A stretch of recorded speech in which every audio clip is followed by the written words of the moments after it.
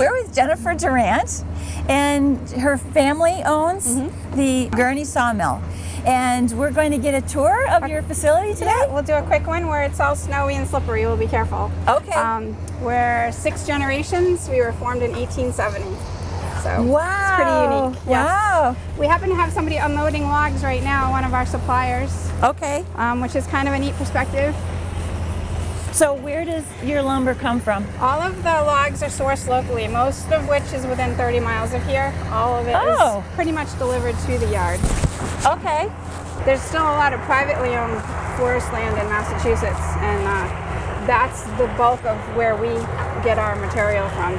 It's a very tough industry to be in, so there used to be several in the area, and now there's just a handful. So there's another one in Carver. There's a couple of small portable mills around, but we're the largest in the area. Garrett is owner and operator of Northeast Trucking, and he does quite a bit of logging and land clearing. There is a difference. And he's unloading the logs, and you'll see that he's turning them a certain way. That's so that we can scale them. We tally the logs. We pay them what we feel we're going to be able to get out of it. So they bring the logs in, and we work with them, but they source the logs typically, and we buy them delivered here, and then we tally them and pay them by the board foot. Okay. And then Matt was just in the loader. He came up to grab some more logs for the sawmill, which we'll go see, but I'm not going to make you walk through the mud. So that's so cool the way he can maneuver those logs. Yep. He's very good at that. He's been doing it for quite a while. He's one of our younger suppliers. He's probably one of the youngest, and then our oldest supplier is 90 years old, and he still comes in pretty much once a week. Wow! And delivers a load of logs. So that's amazing. It is. This is my father, Paul Darling. He would be the 5th generation of Gurney Sawmill. He's been working here since 1969. Yeah, quite a long time. So you're 6th generation. Yep, and my daughter will hopefully eventually be 7th. 7th. Yeah. Is she interested in it? She is. She's going to school UMass Amherst right now for business management with a minor in forestry. So that is awesome. Yeah. Excellent. We'll see what happens. So you got started because your whole family was in it, and that you just took over from your family, and this is all you've ever done? Pretty much. We ended up ultimately buying the place from my grandfather in 1993. Oh, wow. Mm-hmm.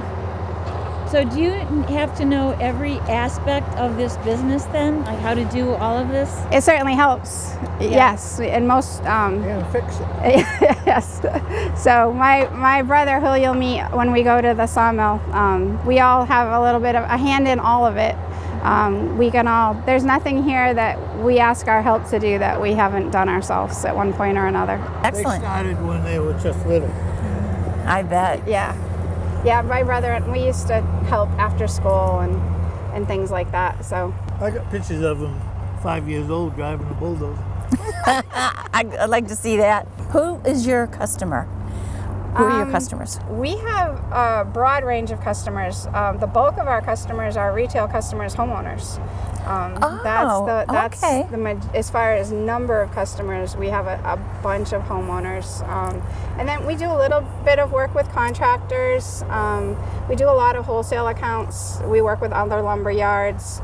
Our biggest thing lately is cribbing, dunnage, blocking. You know the boat blocks that go under the keel of the boat? I'll show you some over there. We make tens of thousands of those a year. For when they haul the boats out. They get shipped all up and down the East Coast. So that's kind of a big thing for us. We do sheds and barns and fences and an occasional house or two. There's a lot of planning that's involved if you're going to go that far. So we have the rough green stuff, which is what you're seeing outside, but inside the building we also have kiln-dried finished lumber like tongue and groove and shiplap and square edge for shelving or flooring and that sort of thing. Okay. So we're a little bit of a lumberyard, mostly a sawmill. Okay, great. Yeah, so we're primarily an eastern white pine sawmill here. 90% of what we produce is eastern white pine. We do a little bit of hardwood, mostly red and black oak these days. Occasionally other species come in, red pine. But for the most part, that's what we're known for, Eastern is white eastern white pine. pine. Yep. Okay. And then everything, all the logs that you see are sorted to length and sometimes grade or size too. You can see there's one big pile of really big 8-footers over there. Okay. So that when we're sawing orders, we can get at the material that we need quickly and be more efficient. So that's why we sort everything out into strings like that. That should be debarking shortly, so you'll be able to see that. This big pipe that you see in the building we just walked by is the sawdust building. So all of the material from production is collected and sold. So sawdust is sold for animal bedding primarily. All the scrap gets chipped automatically and comes out on the other side. And that's sold, that's sold for landscaping. Oh, wow. Mostly in the spring. Uh-huh. And that's bark mulch.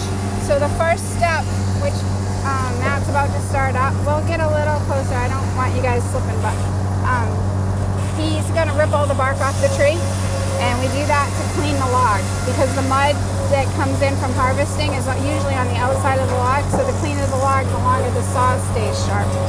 So we debark because it cleans the log, and then we process that once a year. We grind that up and sell it for actual landscaping bark mulch.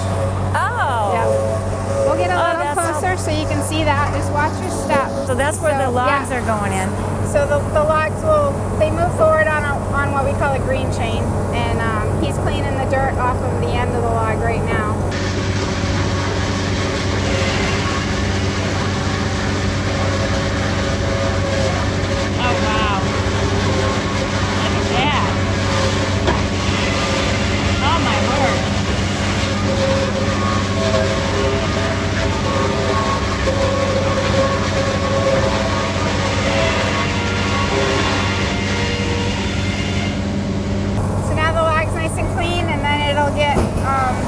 Move forward a little more, and then it'll feed up to the mill.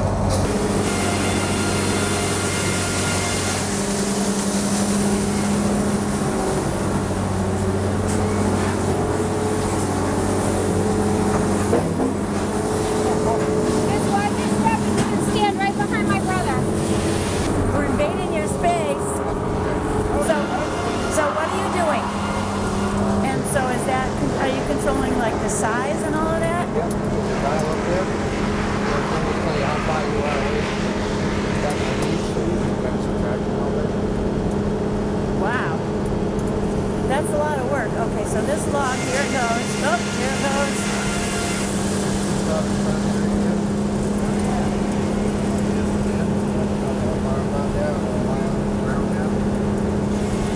So that's going to be how wide the piece of... No, I'm going to get 2x6 of those. Yeah, that tells you how wide it is.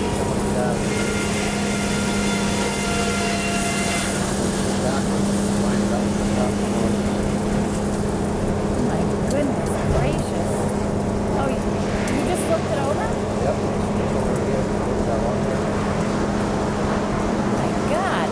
So that's steepness that goes, tapering steep. So it's second set. That's tapered set 13 by itself, 17 by itself. Those are long ones.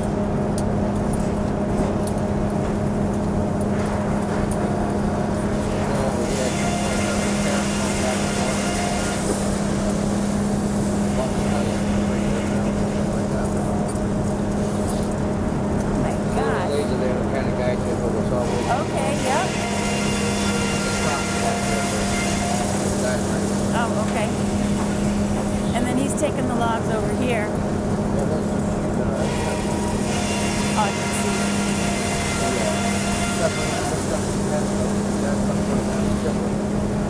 Okay.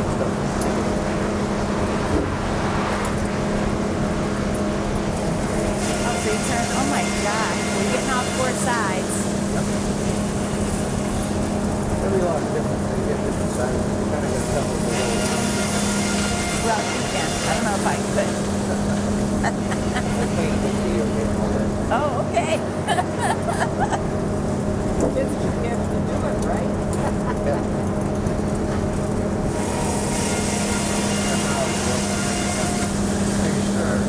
Okay.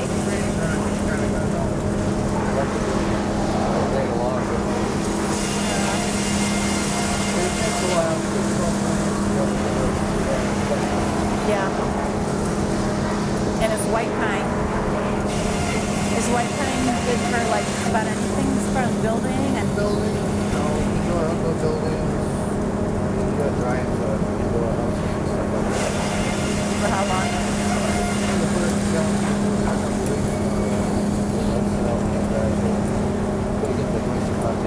Okay. That's another one. This is so amazing.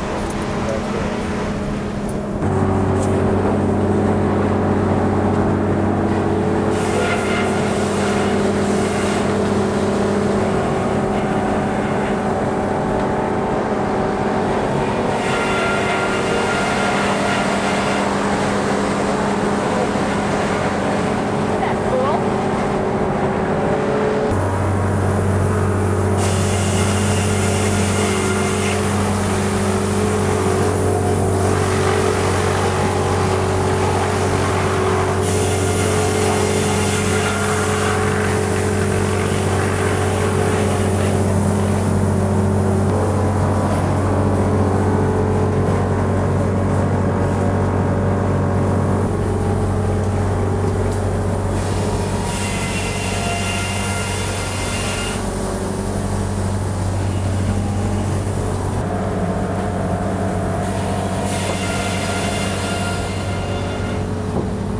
Something good to saw. I like doing post and beam houses, Okay. barns, something Yeah. to take some brain power. You know, if you got to saw 200 2x4s, anybody can do that. I could have you doing that in 10 minutes. I don't know about that, Well, I know she could. She could run the camera. but yeah. We're definitely amateurs. But saw a piece of lumber that's going to stay straight and is good for the job. It takes a little bit of thinking, a little bit of planing. Yeah. So that's kind of stuff I like. So if you're doing that kind, is the white pine still good for that, or do you use Oh, yeah. something else? Okay. My favorite job is going to somebody's woodlot and picking out the right trees for the job, and then going in, cutting the trees down, bringing them in, sawing out the lumber, and then they build a house A barn, yeah. or a barn Awesome. or whatever. Yeah. That's fun stuff for me. Yeah. You know. Yeah. That's like seeing the whole process through to to completion and finish, seeing yes. the beautiful Yeah. finish. That's Yeah. awesome. When it comes down to sawing the 200 2x4s, I'm retired. See you later. I just No. find, so there's a lot of different aspects to it, Yeah. but we've always wanted to protect the resource because what good is having 7 generations if it's not going to be there for the 9th and 10th? That's right. So- That's right. So these are what take the rough lumber and make it smooth. That's a single surface planer Dad's walking by right now on the left. And then this is a 3-sided planer here. And then this is our old workhorse. They all are actually, but this is a 4-sided planer. It's quite a bit older than I am. It's very finicky and temperamental, but it does the job. Does the job well. Both of our planers have served us well for many Around decades. 1954. Really? Well, I was going to ask, so the process that you have here, is that like a modern process? Or, I mean, is it similar to how they've always done sawmills, or? Yeah, similar. That carriage that he's running, I bought brand new in 1997. That's all Okay. computerized. Yeah, okay. It has computer presets, and it's hydraulic and electrically operated. You know, back in the day they used to Everything use, was Armstrong right. back then, you know. So Yeah. we have equipment that helps the process, but the overall general process is still exactly the same. It's just now you have more automation and more equipment that helps with the bowl work Right. a little bit. Right. Yeah. Okay. Every time Well, I don't know if Jennifer told you, but the sawmill used to be over there in that other building. Okay. And in '69, when I started working here, I saw it over there for my father-in-law, and everything was Armstrong. One log at a time, you rolled it, everything, it fell off the saw, and you had to pick it up and move it. No belts, no nothing. And every Wow. time I put something in new, it was always to make the job easier. I never did it to make it go faster. I made it so it was easier for the takeaway guys, because they're the guys that work the hardest. Yeah. And so every time we did that, it just happens that it makes you go faster. Yeah.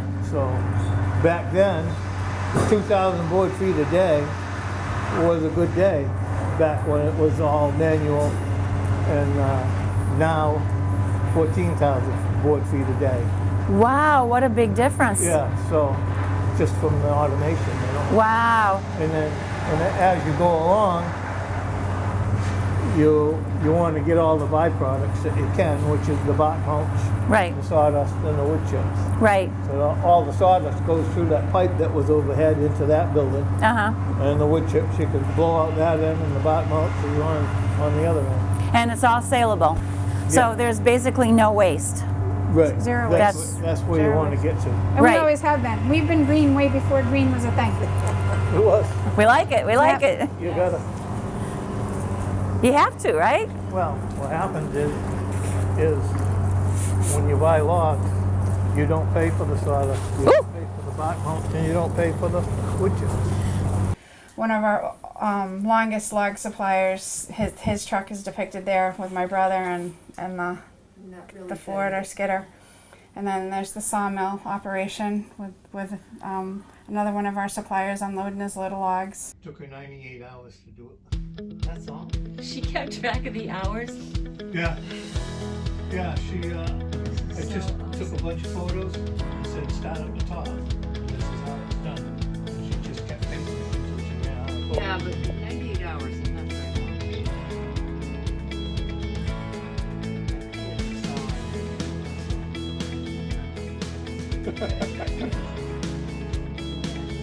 One little saw. long. Yeah, one little saw. Wow. I love it.